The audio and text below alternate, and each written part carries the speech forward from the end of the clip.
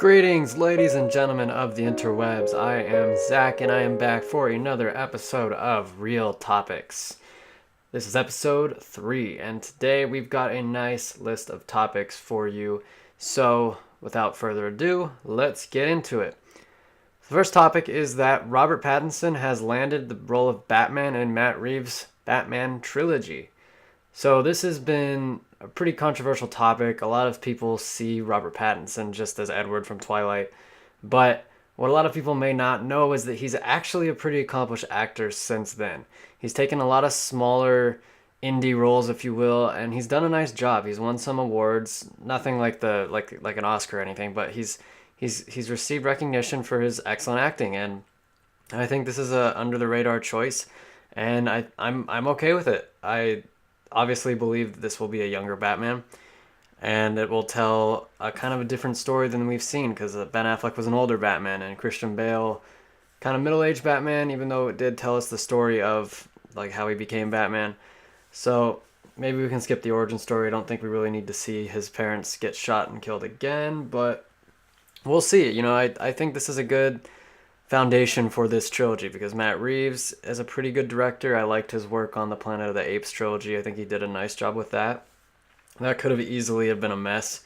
It's not easy to make a movie or a trilogy of movies that are almost entirely about CGI apes.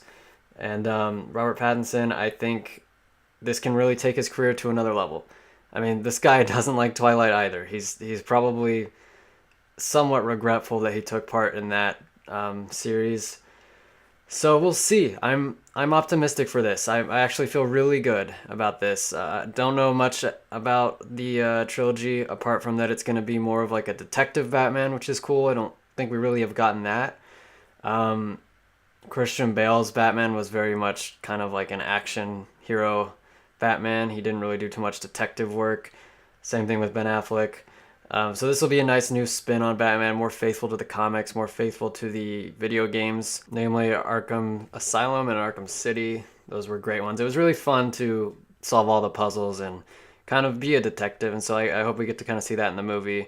Should be an interesting twist on Batman. Absolutely looking forward to it, and I'm very confident this is going to be a great trilogy. And the best part is that it doesn't seem to involve Zack Snyder.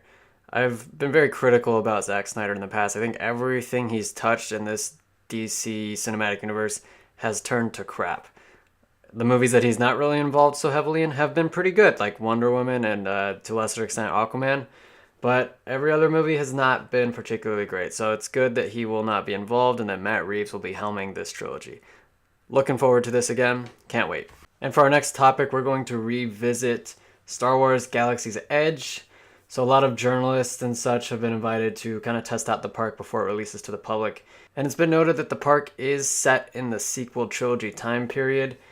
And I must say, this is kind of disappointing. I'm not the biggest sequel trilogy fan. This is well known. But I just feel like if you're going to make a Star Wars theme park, why would you not make it set in the original trilogy? That's the trilogy that most people have all the nostalgia for Star Wars. That's the trilogy that people are going to want to step into. I mean, I know that if I walked down the street and was able to go into the Mos Eisley Cantina or to enter the base on Hoth or to take a walk through the hangar and the Death Star, that would be magical. That would be surreal. That would be awesome. But I don't know that I would get nearly the same feeling going into to Maz's Cantina, which is essentially just a second-rate Mos Eisley Cantina. And I don't know that I would be too excited to go walk around I think they made a new planet. From my understanding, it's a whole new world that they've kind of made, and it's kind of like a role-playing, like, you're on this planet now, you're a character in Star Wars, now what's your story, do what you want kind of thing. And that's cool and all, but I don't think it's going to be a collection of all these landmarks from the Star Wars movies. I don't know, I just think it's a puzzling choice. It very much feels like they're trying to force us to participate in their Star Wars rather than the Star Wars that we historically have loved.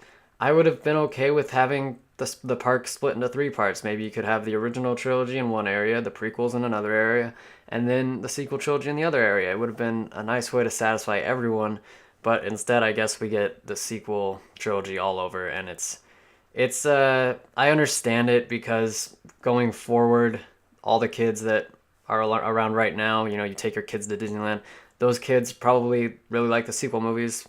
So they're gonna want to visit the sequel era. So I get it. They're pandering toward kids, and then moving going in the future, you'll have those kids grow up, and they'll want to kind of introduce their kids to the movies that they fell in love with. And I get it, but it's just kind of disappointing. That's definitely the word that I would use to describe this. It's disappointing. I don't think it's going to be nearly as magical and as extravagant and amazing as it would have been for me and for a lot of fans had it been the original trilogy. And it's okay if you love the sequel trilogy, because this will be amazing for you. I hope you have fun. But selfishly, just isn't what I wanted, and I know that it's not what a lot of Star Wars fans want.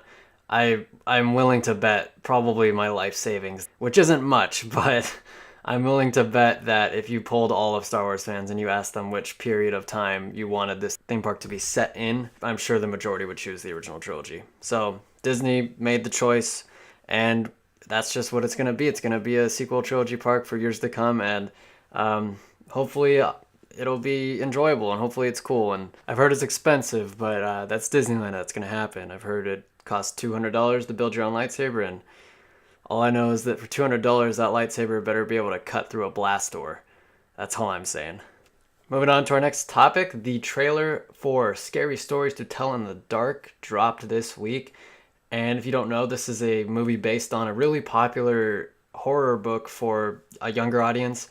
And it had a collection of scary stories to tell in the dark. And the artwork was kind of creepy and unsettling, and the stories were great. And I read this when I was a kid, and I loved it. So I'm definitely going to want to go see this movie, and the trailer affirms that. Guillermo del Toro is involved, and while he's not directing it, I believe he wrote the story. So, I mean, this is the guy who made Pacific Rim successful. A movie about giant robots fighting giant sea monsters, and he made it good.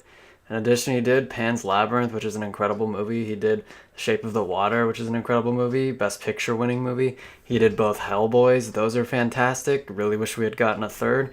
So I tend to trust Guillermo del Toro. I like his body of work, and this trailer, I liked it because it didn't go the route of a typical scary movie. It didn't have a bunch of jump scares in the trailer, like literally every horror movie ever has. It seems to be very story driven, and they wanted to show that off. They wanted to show the mechanics of how the book works and how it summons the creatures and the ghosts from the books. And I liked that. It was a good way to go. Definitely allows it to feel original and seems to be faithful to the books as well. I always wondered how they were going to thread these short stories, because the book is a collection of short horror stories. It's not a narrative that is linear. It's just entries of short stories. So I wondered how they were going to adapt that into one cohesive narrative in a film, and I guess this is our answer. It's kind of Jumanji-esque, I guess, in that way, where the kids interact with a book and it becomes reality. So I think that was cool. I think it's a good trailer. I'll be looking forward to seeing another trailer, and eventually when the movie comes out, I will absolutely be in theaters to see that one. For our last topic, we're going to move to the television front. The Swamp Thing show has been canceled after just one episode. Season 1 was projected to cost over $80 million to make, which is quite a bit for a television show. However, the show was given a $12 million grant from the North Carolina Department of Commerce. Or so they thought, because the department actually thought that Swamp Thing's budget was $67 million, so they authorized a grant that was well less than the $12 million that was originally thought to be received by the production company. So Warner Brothers, now having to front more money for the production, decided just to cancel the show. This is kind of in tandem with the fact that AT&T recently purchased Time Warner, and they haven't been too thrilled with the DC shows. They don't really know how that fits into their future, because they want to launch another streaming service. I mean, we're getting another streaming service. We've already got Netflix, we've already got Hulu, we've already got sort of HBO's kind of in that realm. We're going to get the Disney streaming service.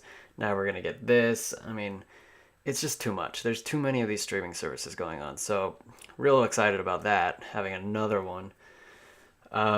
But yeah, so it seems that these two factors led to the demise of Swamp Thing, and it's kind of a bummer because I heard a lot of good things about it, and I was probably going to watch it soon, but I guess I won't now since there's only one episode. They didn't even wait for a season to be out yet. They just canceled it after one episode. That's pretty crazy. And with that, I'm going to end this show. I will see you guys next week. I hope you enjoyed, and I've been Zach, and I will see you on the next one, folks. Bye!